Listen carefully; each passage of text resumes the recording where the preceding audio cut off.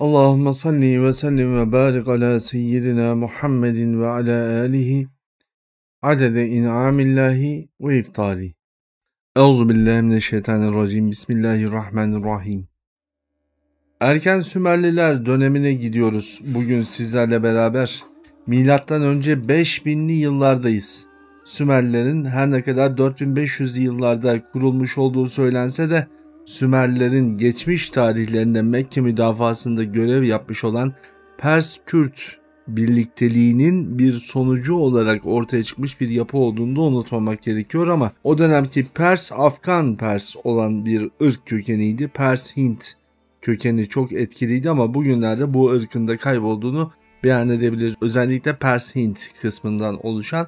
Şimdi ortak bir yapı, öncelikle biliyorsunuz ne demiştik? Bir önceki dersimizde bir çatışma ortamı yaşandı. Perslerle bugünkü manada anlaşılması için Kürtler demiştik ama o gün Kalmedilerden bahsediyoruz.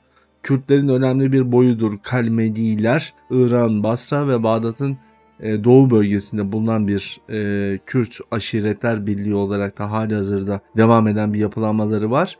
Doğuya doğru tekrardan kuzeye doğru döndüklerinde Persilerden Mekke müdafasında Kalmedilere yardım edenlerin bir araya geldiği bir ortak yapılanma süreci yaşıyoruz. Yani Perpedyanlarla Kalmediler bir araya geliyorlar. Ortak bir devlet kurmak, ortak beraberliğe, yolculuğa çıkmak gerektiğini söylüyorlar.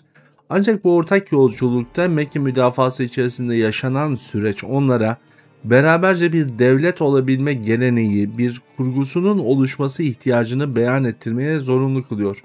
Özellikle hem Mekke hem Kudüs bölgesi hem Yemen'de yaşananlar, devletsiz toprakların varlığı insanlar arasında artık bu arada gelmiş peygamberlerin etkisi, Evliyaullah'ın etkisi, İnsanlar arasında bir devlet oluşum ilkesine ihtiyacın gittikçe arttığını beyan ediyor.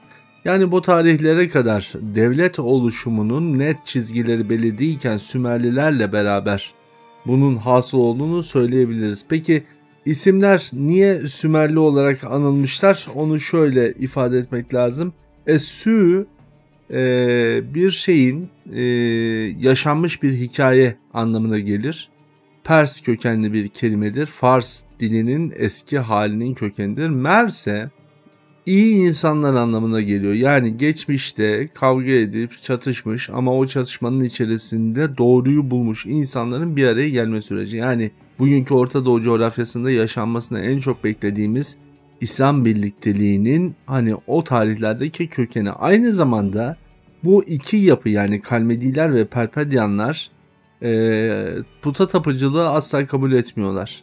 Dolayısıyla onların tek tanrılığa olan inanç yapılanması oldukça etkin bir rol üstleniyor. Ve bugün görmüş olduğunuz Bağdat Basra'yı da içine alacak, sonrasında farklı medeniyetler işte Akatlar vesaire bunların da doğumuna vesile olacak olan o ilk yapılanmayı görüyoruz. Peki niye tarih Sümerlilerden başlıyor diye soracak olursanız tarihçilerin bunu özellikle ele alıyor olmaları tarihin buradanki kalıntılarla başlaması üzerinden gerçekleşmiyor. Sümer tarihi içerisinde yaşanan ve Hz. İbrahim Efendimizin varlığına delil teşkil eden olaylar buradan başladığı için hem İbraniler hem Beni İsrail hem de Hristiyan kökenli inanış biçimi Hz. İbrahim Efendimiz'den öncesinde anlaşamayıp bu alanda anlaşabildikleri için tarihi bu noktadan Beni İsrail anlayışıyla başlatıyorlar. Dolayısıyla bugüne kadar okuduğunuz tarih kökenleri genel itibariyle Beni İsrail'in etkisi altında yazılmış olan tarihi vesikalar olduğunu lütfen unutmayınız. İnşallah Tevhid Ocağı bu manada önemli bir vazifeyi üstlenerek Siyer-i Nebi yolculuğunda bu yapmış olduğumuz ara dersler, bu dersleri takip ederken Allah nasip ederse bir zaman sonra da bu medeniyetlerin açılımını bir başka noktadan başlıyor oluruz. Efendim yalnız Kalmedilerle Perslerin yani Perpedyanların arası bir süre sonra açılmaya başlayacak. Çünkü tüm doğunun ticaretini elinde tutan bu yapıyı Grekler parçalamak istiyorlar. Rumların etkisiyle. Rumlar neden diyecek olsanız Rumlar Perpedyanların batı kısmıyla yakın ilişkili olduğunu önceki dersimizde beyan etmiştik. Bu yakın ilişki sebebiyle Pers'i etkilemeye başlıyor ve Pers'te özellikle putperest inancının ve ticari alışkanlıkların yeniden eski haline gelebilmesi için tekrardan bir fitne oyununa girişiyorlar ve Kalmedilerle Perpedyanların arasını ayırmaya başlıyorlar. Bu uzun bir ayrılık süreci değil, çünkü bir süre sonra gerçek Sümerlerin kuruluşundan bahsedeceğiz. Ama bu kuruluş içerisinde Rumlar bunu yapana kadar, yani Perslerin bir kısmı artık bu millete düşmanlık besleyene kadar onlar çoktan bir yerleşke edinmiş olacaklar. Ve en önemli özellikleri tarihte kaybettikleri şeyin bilgiyle yerine gelebileceğine olan inançları ve bu dönemde bu bölgedeki bir nebinin de etkisiyle beraber Sümerliler kendilerini ayağa kaldıracak unsurun ilim olduğunu anlıyorlar ve ilk büyük kütüphaneyi, bu anlamda Orta Doğu'nun en etkili kütüphanelerinden bir tanesi ki İskenderiye Kütüphanesi ve tarihte sonra göreceğimiz büyük kütüphaneleri etkileyen bir kütüphanedir, Bağdat Basra ekseninde kuruyorlar. Şimdi tabii insanlar şunu düşünüyor olabilirler. Böyle bir kütüphane kuruldu da kitapları nereden elde etti diye düşünebiliyorlar. Efendim, bu tarihlerde kurulmuş olan kütüphanelerin ilk ve asli vazifesi önce bilgiyi toplamak. Dolayısıyla dünyanın farklı ülkelerine artık harekete geçiyorlar. Yürüyüşler yapıyorlar, gezintiler yapıyorlar. Hani bizim Evliya Çelebi'mizin, meşhur Evliya Çelebi'nin varlığı daha bu tarihlere kadar dayanıyor. Farklı coğrafyalardaki tıbbi inanç ve bilgileri toparlayan bu isimler geri geliyorlar.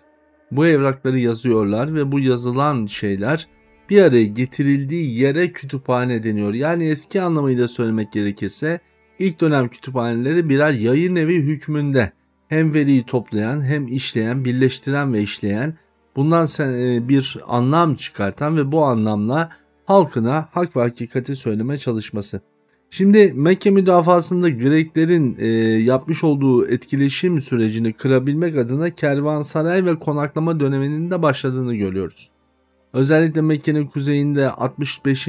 kilometredeki 64 ile 65. kilometre arasında bugün de kalıntılarına rastlayabileceğimiz olan ilk kervansaray kuruluyor. Neden burası? Çünkü Mekke müdafasının bu noktası Perpedyanlarla Kürtlerin önemli bir ata kavmi olan Kalmediler arasındaki diyaloğun başladığı yer. Onun anısına ve Mekke Mükerreme'nin yollarının korumasının devam etmesi adına, çünkü Sümerler tarih boyunca Amerika'yı ve Mekke'nin müdafasını, bu manada bu bölgeyi yönetimsel olarak ellerine almasalar da sürekli olarak koruma altında tutuyorlar. Bu müthiş iletişim ve ilgi sebebiyle de bir sonraki dersimizde klasik Sümer dönemine geldiğimizde onların bu etkileşim sürecinde dinleri de anlayıp kavramada ve tek tanrılı inancın oturtulmasındaki vazifelerini bizlere gösteriyor. Yazılı olarak bir devlet algısının da oluşmaya başladığı bu süreç artık bir yazı kültürünün de oluşmaya başladığından söyleyebiliriz. Yazının tarihi için apayrı bir ders yapmak üzere. En önemli unsursa sistemli bir ordu ve yönetim olarak karşımıza geliyor. Tabi bunu Sümer tarihçileri de söylüyor ama kıta Avrupa'sının büyük savaşını söylemedikleri ve bilmedikleri için Greklerde ve Orta Asya'da başlamış olan bu süreçten biraz habersiz olabiliyoruz. Yani eski Çin tarihine baktığımız zaman, eski Türk tarihine baktığımız zaman kalıcı olan ordu yönetiminin Sümerler değil, bunlardan çok evvel Grek'te ve Orta Asya'da başlamış olduğunu görebilmek gayet mümkün. Yazdıkları her evrakın altına kendi iman etmiş oldukları ve kendi peygamberleri, hani bir nebiden bahsettik ya, bu nebiden kalan ve Resul-i Kibriya aleyhissalatü vesselamın az bilinen Süryani isimlerini kullanırlardı ki bunlardan bir tanesi Hamadi, Hamadu ifadesiydi. Ha, mim ve daldan oluşan elifin bir başka versiyonu Süryanice'de, eski Süryanice'de kullanılır. Onu kullanırlar ve evrakların arkasına yazarlardı. İşte sırf bu sebepten ötürü de Sümerlerden kalmış olan pek çok eserde buna benzer harfleri görüyoruz. Bu harfler anlamsız harfler değil, bu harfler birer koruma kalkanı olarak tabiri caizse hem Resul-i Kibriya aleyhissalatü vesselamın eski Süryanice'deki isim karşılıkları hem de buna bağlı olarak insanların almış olduğu bir tedbir olarak karşımıza geliyor. Tüm dini ve diğer bilgileri bir araya getiren Sümerliler artık bir araya gelmiş olmanın yanında diğer dünya devletleri tarafından da sıkıştırılmaya başlanacaklar. Tabii konu bu olunca Sümerlerin içerisinde de problem yaşanmaya başlayacak. Ama bütün bu problemler yaşansa da Sümerliler Orta Doğu coğrafyasında tek tanrılı inanca sahip olmayı kendi peygamberlerinden öğrenmiş ve Mekke'yi müdafaa etmiş bir millet olarak Orta Doğu'nun bugünkü tarihçiler için en önemli ama tarih skalasında orta üstü olan bir devlet yapılanması olarak karşımıza çıkıyor olacak. Yarın Allah nasip ederse ikinci Sümerlileri, tarihçilerin ise sadece birinci ve sonuncu olarak bildiklerinden bahsediyor olacağız. Bugün sizlere Sümerlerin atalarından bahsediyor olduk. Efendim yarın görüşmek üzere. Şimdilik kalın sağlıcakla.